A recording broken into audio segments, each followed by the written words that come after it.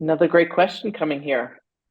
Do Candid Pro aligners cause posterior open bites, Dr. Stevenson? Thank you, Sandra, for that one. I fought this a lot in my practice, these posterior open bites early on when I started using aligner therapy. And I think early on, and I'm talking at the very beginning of Invisalign and other companies that came out, we all we all experienced this. And I think that particular company and other companies, we've kind of gone through the learning curve. But right now, I think Candid Pro has really got a handle on this, and it all has to do with how we set up the cases. Because the number one reason of posterior open bites is an anterior premature contact, anywhere from K9 to K9, 6 to 11, 22 to 27.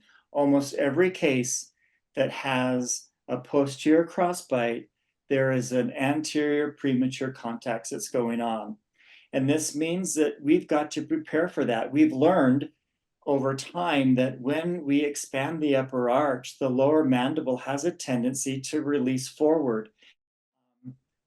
And we don't know exactly how much that mandible might release forward, and it might not release forward, but most of the time we will see that. And so if we set up a case with insufficient overjet, they're going to finish up with a posterior open bite. Same with an insufficient canine overjet. We need to give that mandible some freedom to release. And I say release with quotation marks. It has a tendency to drift forward.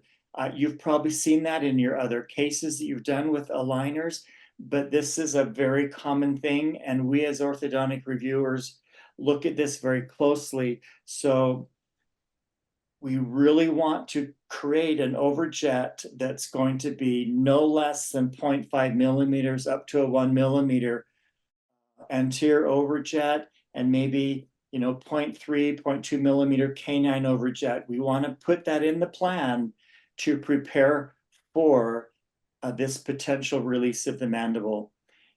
And if the mandible doesn't release, then we can easily do a refinement and reduce that overjet.